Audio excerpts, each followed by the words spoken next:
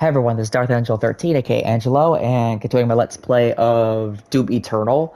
So the last episode we blew up the surface of Mars using the BFG 10,000, getting access to the BFG 9,000, an old favorite, and traveled our way to the Lost City Heaven Beth, and traveled to Sentinel Prime. And now we're at Sentinel Prime, as you can see here.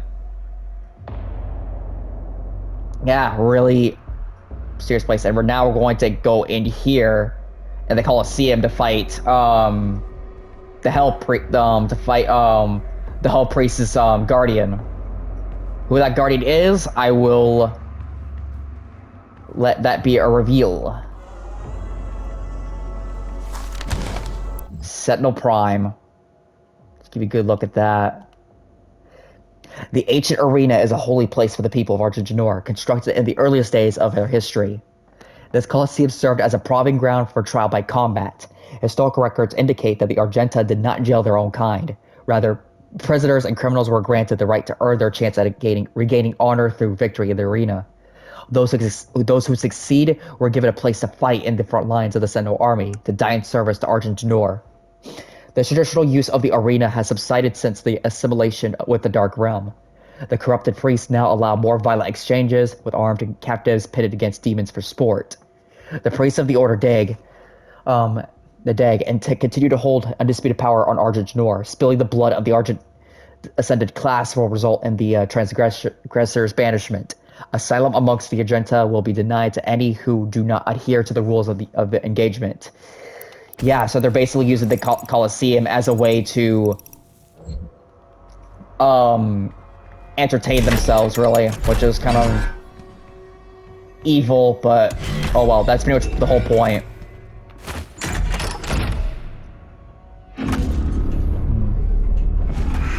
Oh, flashback.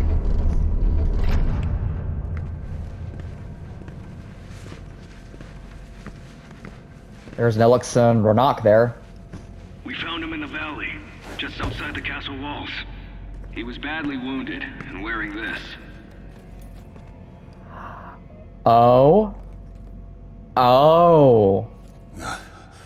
Guts. Huge guts. Kill them. Must kill them all. He has fight in him yet. In spite of his injuries. Send him to the arena. Let him be judged like the others. Yeah. So the Doomslayer, that's revealed that the Doomslayer in the new games is in fact the same one as the classic era Doom, as the classic Doom guys. So they are the same person.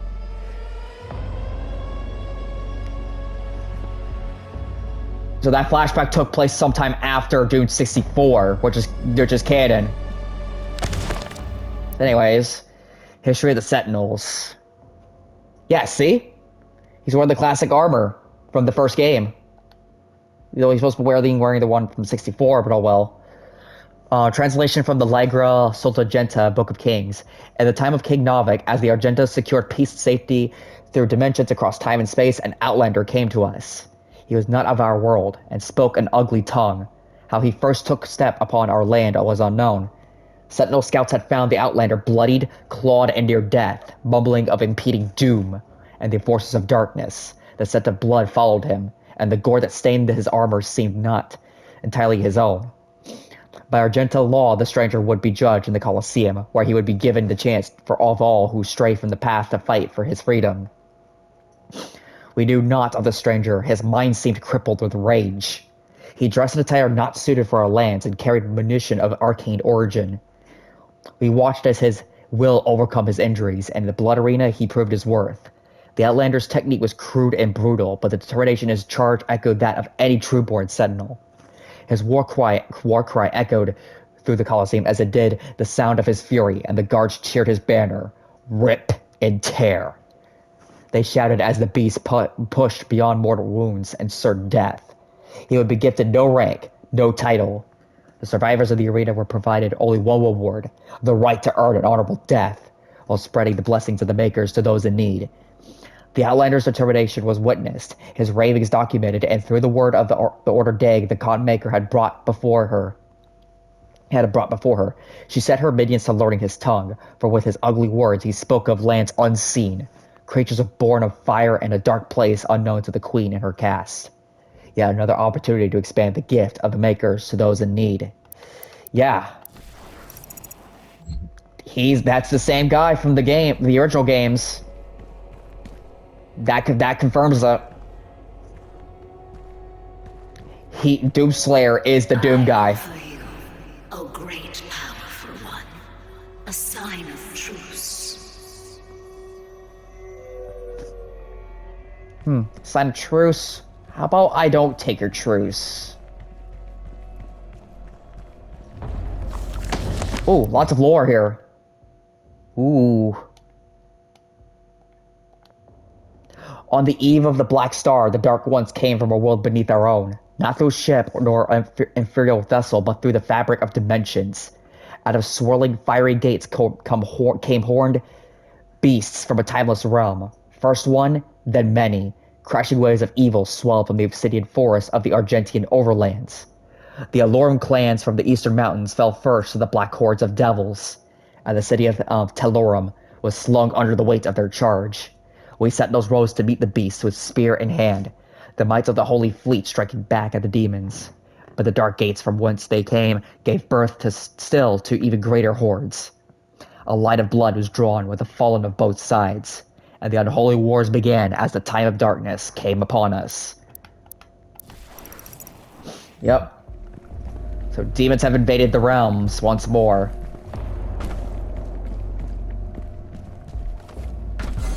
Quite an interesting... I know of what you have left behind. Go back to it then. Leave this crusade. You cannot save them.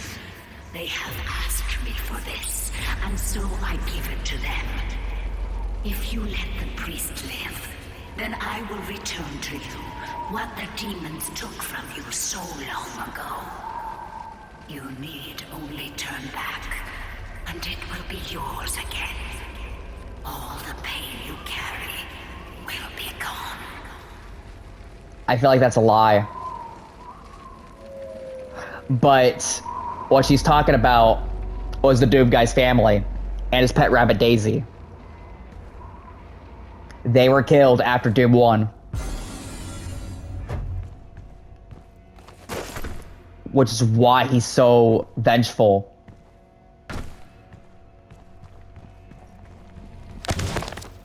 More reading. Sweet. More lore. Unlike enemies of the past, we could not contain the demons emergent from Dark Realm. Their weapon was not conjured from machine steel, but from the essence of their very being. A dark magic not known to us in our many conquests. Had we grown overconfident, our victory serving to dull our blade as we drank in the glory of our expanding empire. Lost we knew not of how to prevail against this foe. The Maker God stood perplexed, and our engineers and priests scrambled to find the advantage in battle we so desperately needed. Unknown to the enemy, we were pushed to the brink of defeat, and our God stood with us as we worked to find the answer. The Order of the Deag were the first to unlock the mystery of these foul creatures. The priests were about to capture several of the beasts and set about to identify the source of their power. It was then that the essence of the Dark Realm was discovered, not wholly unlike our own. This power was a life essence that flowed through their twisted form and powered their attacks.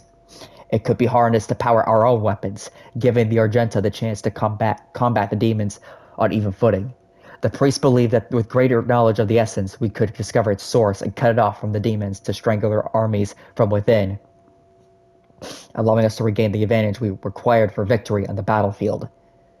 The God Maker gave blessings to our Majesty and directed the priests to delve deeper into the mysteries of the Scarlet Elixir from the demonic realm, for she sought only to return balance to our universe. Proper assimilation was required, as hell stood beyond her influence. After great effort, the priests discovered more than they had ever hoped for. They learned of the true nature of the demonic energy, and how it could strengthen those skilled enough to harness its power.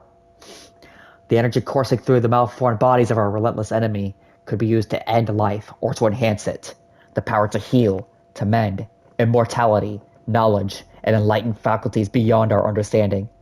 With the demon's life force in the skilled hands of the Sentinel priests and under the righteous gaze of the calm maker, our people would not only rise to victory of the unholy horde that cluttered our walls, we would move to a higher plateau of existence, ushering in a new era of military science and industrial healing. No Sentinel would grow sick, no Omega would need to suffer the transfiguration that they so feared. All would be risen. None could ever oppose our peaceful ways and threaten our world again. True balance over hell and its legions, over space and time, and this world and all others. We would dictate the order. United with the Makers, we would find peace eternal. Yeah, so that's how they found the hell essence. Oh geez, more reading. The calm maker demanded a tithe of the essence, and driven by her desire, the priest submitted themselves to her will. The order of the Deag took counsel with the king, speaking only of the spoiled lands sure to be found through the cleft in creation, and the opportunity to purge the new invaders from Argent Janor. We took the war to their cursed land, passing through the gates of wizardry. There was one among us who seemed to know the true nature of these foul demons. It was the Outlander, the stranger who had come to us from places unknown. He who had survived in front of the he who had survived in the front lines so far longer than any Sentinel-born prisoner had before. His passion for battle against the vile horde was evident, his lust for their destruction matching our own. Though Argent Janor remained a foreign land to him, his fervor caught the attention of inquisitors of the Sentinel Guard, so whispering of a suspected allegiance he held in secret with the demons. Silencing the critics, King Novik deemed him worthy of selection. The signifiers brought a commission to our king, and it was decided that he be lifted from the common rabble. Though no Arena-born prisoner had ever been granted the honor, the Night Sentinels broke tradition and deemed the Outlander worthy of training. A number of disciples grumbled and chaffed at the barbarian present in their ranks, but in the war with the demons, all opportunities for even the slightest advantage were to be considered. And as they witnessed the strangers spar with their hall masters, they found in him an undying, unrelenting compatriot. This man was an outsider, friend to no one, and yet rose each time he was thrown into the dirt of the circle. Battered and bruised, his brow stained with blood, he rose with grim determination for the chance to face his enemies in armed combat once again. Time passed as the stranger was instructed in the codified matrices of their order, the ancient lessons of battle and brotherhood taught to all the Sentinels. He could sense the opportunity before him. Soon all of hell would feel his wrath once again.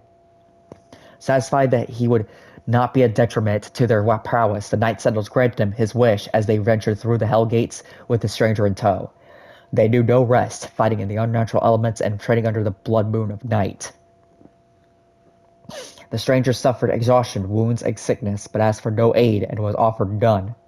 3 times the Night Sentinels ventured into the gate and back, and upon every return the Sentinels strode more capable than before. His gait locked in step with the march of the Sentinels, a disciplined and now controlled lust for demon blood ever present. The passing of years and in numerous battles with the devils endangered the stranger to Argenta's mightiest warriors, and no longer did they condescend to him as a new-blooded conscript, for to them he had become a brother in arms forged in war, an ally, and a weapon. Yes.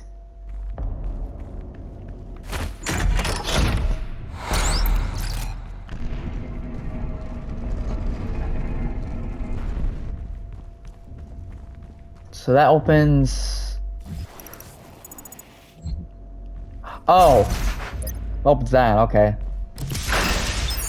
My B. Yeah, lots of lore. I pity the humans. I do. Theirs is a hard role to play. But I too have a world to save. Without their souls, there can be no hell energy, and the Argent will cease to flow. I cannot allow this to happen. You will not stand in the way of Erdag's progress. This is how it has always been done. It is not for you to deny us our chance at prosperity. I reject that. So much. Oh, more. You can see Hell Knights. You got a Hell Knight and the Imps. Anyways, as we warred with the beasts of the Argenta, society grew under the watchful eye of the Makers through the endless power of the Essence. While our generals were consumed with the unholy war, our culture was marked by the beautiful potion of the enemy had provided us, the sweet elixir. It brought us immeasurable capacity and empowered us to reach farther into dimensions once thought to be beyond our grasp. Under the direction of our maker gods and the engineering of our hell priests, our weapons blazed and our war machines stormed. The throngs of the populace drank deeply from the well of energy unveiled by the priests, but we of the Night Sentinels took no part in their abundance. Some among us whispered accusations and warnings against this manner of progress, but they were quelled, as it was not our role to dictate the future of our people, only to defend it. Interesting. Yeah, so they're talking about the first war with with Hell in Argentinor. Really interesting stuff. That's blocked off, but I know where to go for the secret here. Right here. Give me that, thank you. Extra life. Another codex. Look at that. As the Black Star ascended to its zenith, King Novik sat relentless on his throne as a howling darkness began to assemble just beyond the mountain rise to the east. The Blight came upon us in droves, flooding forth from the Hellgate with merciless fury. They brought with them a monstrous titan, the Dreadnought, a beast to rival the stature and menace of even the mightiest ancestrals. The grotesque giant laid waste to all before him, crushing all in his path. This was a total demonic assault, striking at the heart of Argentinor as never before. How was it that the behemoth could pass through the demonic gate without warning? We would never know, though the Night Sentinels believed treason was at play. Caught off guard, the Sentinels scrambled late in defiance of the Titan and his horde, and with this coming the holy city of Terras Nabad prepared for judgment, with the onslaught of the demons massed in the sprawling shadow of the abhorrent fiend. The city shook to its foundation. None were spared, save those that fled north. The foul swarm ransacked our temples and palaces, burning our towers and feasting on the souls of our clergy. Yet the Night Sentinels rallied and held fast against the demons. Then they were pushed back and corralled at the blood arena. As the dark of night descended, their swords remained potent and shred the enemy multitude with abandon. Amidst the unyielding ranks of the Sentinels, when all other apprentices had fallen in battle, stood the Outlander. "Rip and tear," he roared. Ferocious in battle, when all of his apprentices had fallen in battle, stood the Outlander. "Rip and tear," he roared, ferocious in battle. The remaining conscripts of the arena stood in awe as they witnessed the beast who had once raged within their very cells, now armored alongside the shoulders of his Sentinel brethren. He had risen where none other had before, a true-born Sentinel fighter, the very best among them. But though the swarm fell before their assault, the Titan remained invincible, for none could tame the behemoth alone. And the hours before dawn, as the Night Sentinels weathered the relentless assault, the Outlander held his ground at the foot of the great wall in the northern bend of the castle.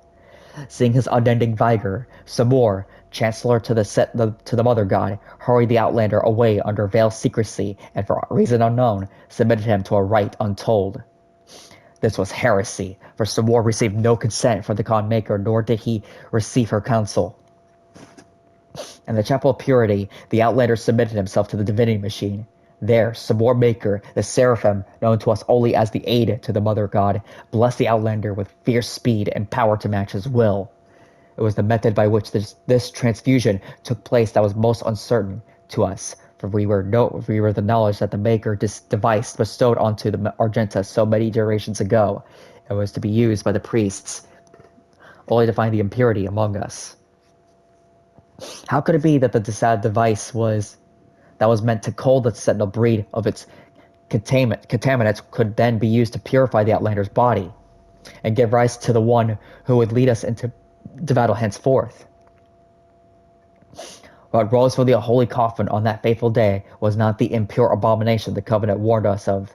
The hero within came to be known only as the Great Slayer, the Tidewalker, the warrior Khan whose fire sword will blaze forth a path for the just and cut through the demonic horde with a vengeance that only a God King could summon. He rose unbroken by the ritual, his eyes burning with Maker magic. He took the crucible in his hand, and wraith fire leapt forth from the blade, as only it will when held by a true Sentinel warrior king. In our darkest hour, the Sentinel had been the Slayer had been chosen, defying tradition, our most sacred laws, and the will of the great Khan herself. A stranger to our lands, had been blessed with celestial might. Oh boy. And I guess there's more reading to be had here. Yeah, so what they were talking about is that this was in the Stand by and watch as you put our future at risk. Earth will be consumed. The energy will continue to flow. It is your survival against mine.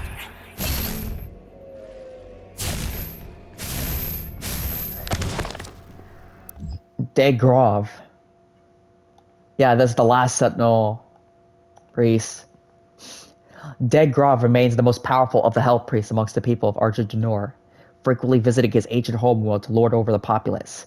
Arrogant and pompous, Grav calls for blood sport in the arena to entertain the fallen citizens of Sentinel Prime.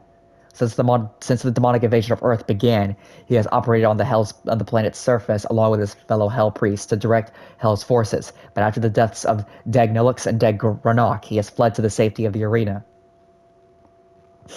It was Deag Grav who facilitated the torment and eventual betrayal of Sentinel Commander Valen, taking the keys to the Sepulchre of Elements and opening the vault of the sleeping wraiths.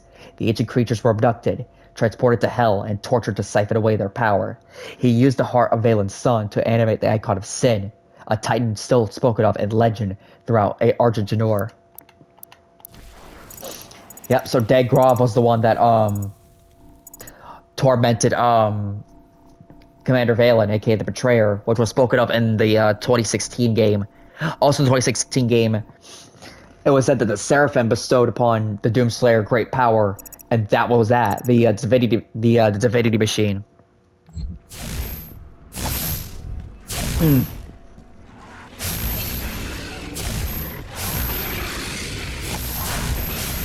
Go on, buddies.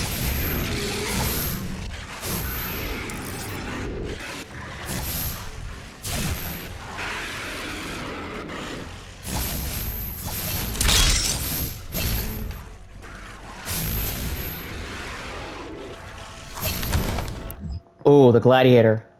Yep, this is who we're gonna fight. It's the boss. In the years following the end of the Golden Age, competing factions of Argent Janor turned against one another. An insidious influence had beset itself upon the Sentinel people, corrupting its once held sacred traditions. The Colosseum, once a place of honorable combat, where prisoners of the Argenta were tested for the right to fight in the front lines of their army, has since become a place of blood sport. In violation of Sentinel law, the priests have encaged a demon there, a merciless executioner used to enact judgment of their own decree. The Gladiator, wielding an accursed shield which entombs the tormented soul of his undying master, remains undefeated in battle, infamous for the many lives it has claimed. Actually, we'll go ahead and upgrade some stuff here, because I got lots of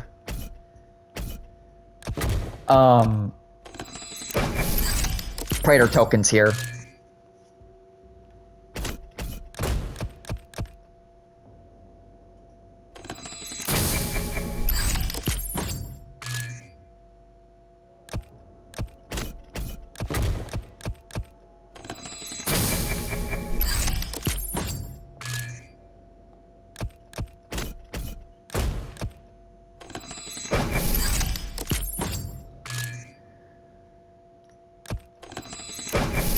Alright, here we go.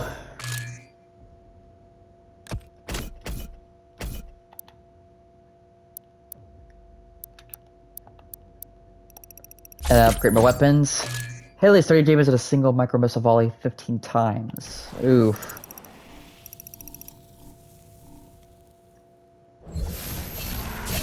Alright, let's go ahead and fight.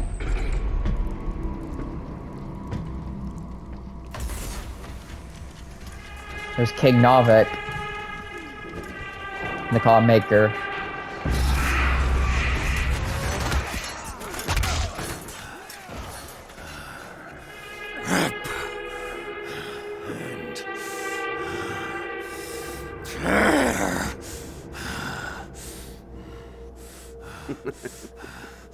You'll make a fine addition to the front lines, stranger. The demons! They are everywhere. Must kill them all! Dress his wounds and bring him to us. I want to know more about the others he speaks of. Yes, Your Grace. If Sentinel holy blood is spilled on these grounds, you will lose all sovereignty here.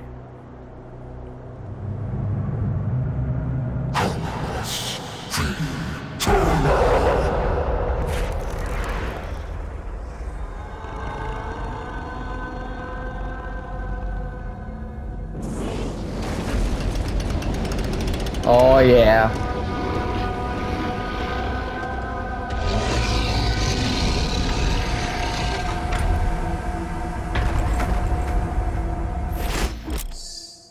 Yes, I know how that works.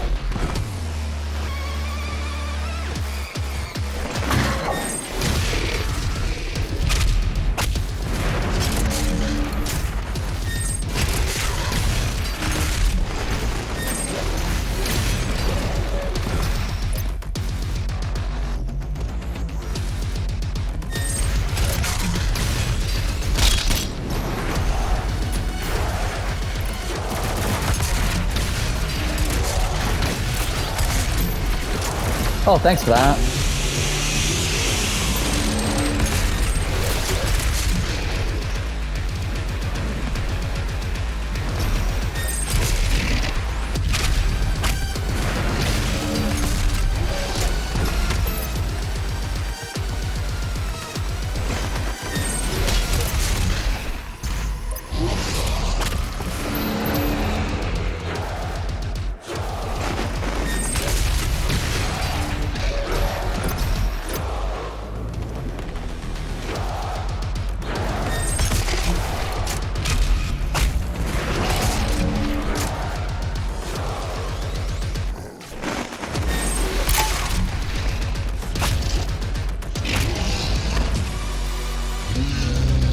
Probably take out his shield.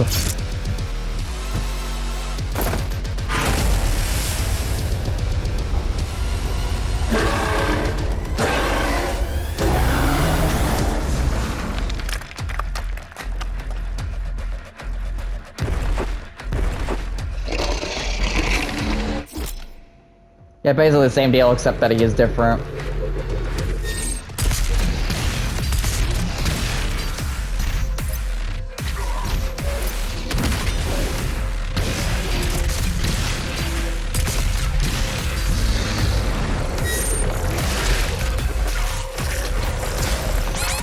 Not fair! Not fair!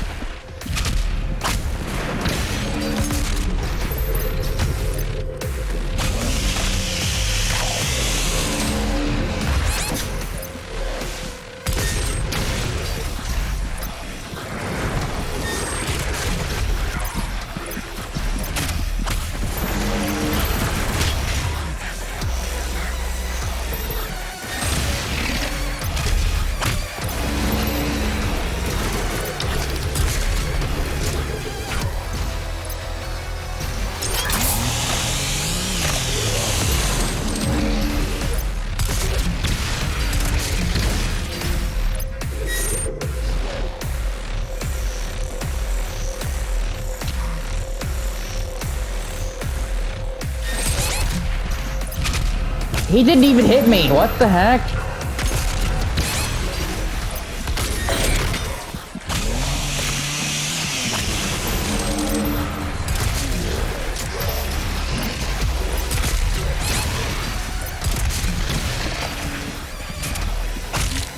Oh. I'm sorry about the bad gameplay.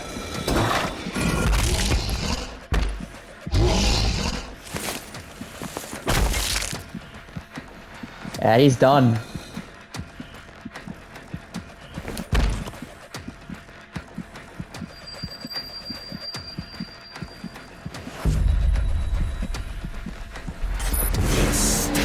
Nothing. Earth will be consumed, regardless of what.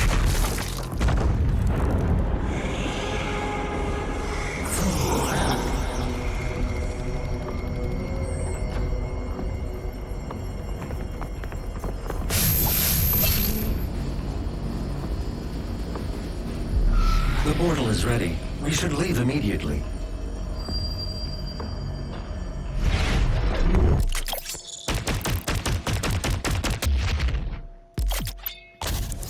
Blood punch upgraded. Yay. Yeah, I'm sorry about that. My poor performance in the boss fight there. It's one of my favorites though, just not as good as the other ones. Yeah, that was just a boss only level. Anyways, heading back to the Fortress of Doom finally.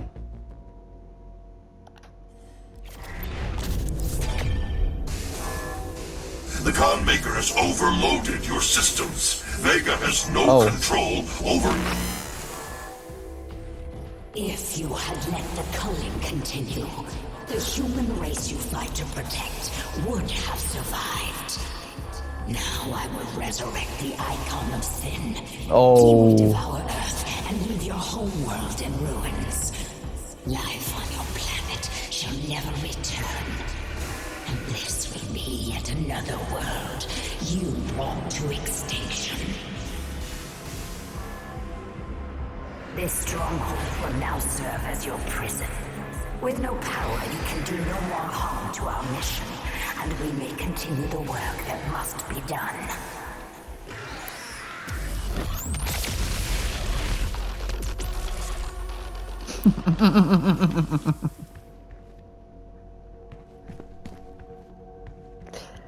That was so entertaining. Actually, yeah, I love doing that. Ah, the crucible that he had earlier. She didn't know you had the demonic crucible. In the end, the very power source you sought to eradicate from Earth is now what will help you save it. The mission on Sentinel Prime was a success. The demonic consumption of Earth has been stopped. Only a Slayer's crucible blade can stop a Titan. You must get to the Sentinel city of Taras Nabad to retrieve your crucible before it is too late. Without it, the Titan cannot be stopped. Setting the portal to Taras Nabad. Yep. This is the Resistance Network, broadcasting live from inside the Arctic safe zone. There was a Slayer sighting on Phobos. Eyewitness reports say that he was spotted inside a command center, and then proceeded to fight his way through the mortally challenged and onto the deck of the BFG-10K. This can't be confirmed, but many believe it was the Slayer himself who destroyed Mars in an attempt to stop the challenged from further advancing their position on Earth. We will post more information as it comes in. This is an ARC broadcast. Yep. So... Oh, oh, that would explain it. So the secret's now there now. Oh. If you want to know how you get to it.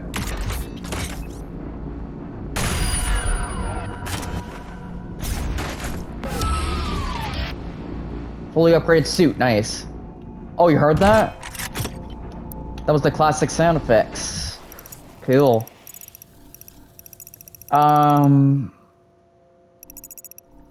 Let's get the ones on the sides there. How many sound binders do we have? We have 7. Let's go ahead and get the ones from the sides there, and then we'll continue our way through the game.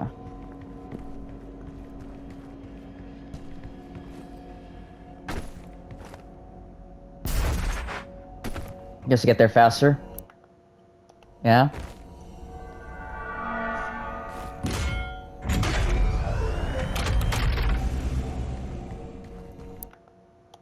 These are used for your upgrades for your Praetor suit.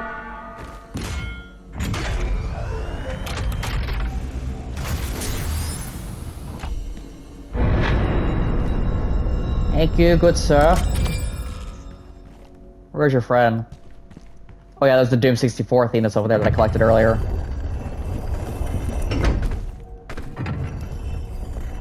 And like I said, I can't play them because I'm afraid I might get copyrighted.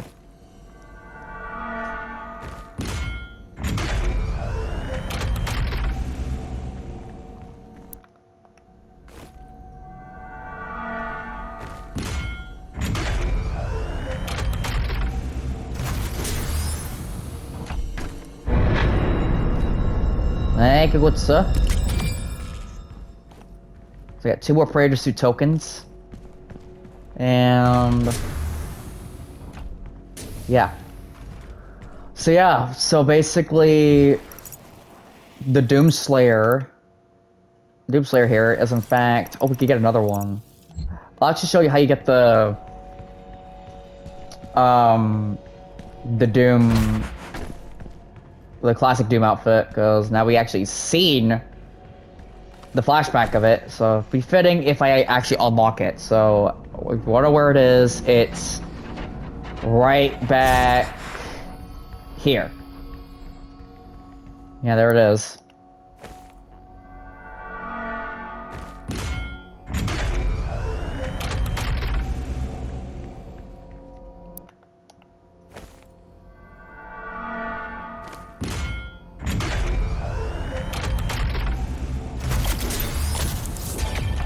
Yep, so that's the classic Doom guy outfit right there, if you want to wear that.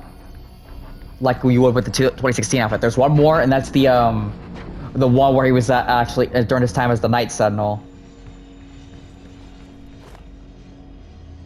How much time I got left on this? Oh wow, yeah, that was a long one. Lots of reading and help to be had. So yeah, basically, so what happened there after he killed Deag Grav was that because the Sentinel Priest was because the Hell Priests were of Sentinel blood, killing one will result in losing Doomguy's sovereignty over Argent Noor, so that means he can no longer go back there without getting attacked by the Night Sentinels. But we won't have a problem with that, because we're actually returning to Argent Noor to a place called Taras Nabad to retrieve a Crucible, but that is that will be for another episode. So, but we're going back there with the whole Sentinel Prime revealing that those flashbacks. The Doom Slayer is in fact Doom Guy from Doom 1, Doom 2, and Doom 64. That's canon now to this new Doom universe, whatnot. It's like a soft reboot, but it's canon to the other games.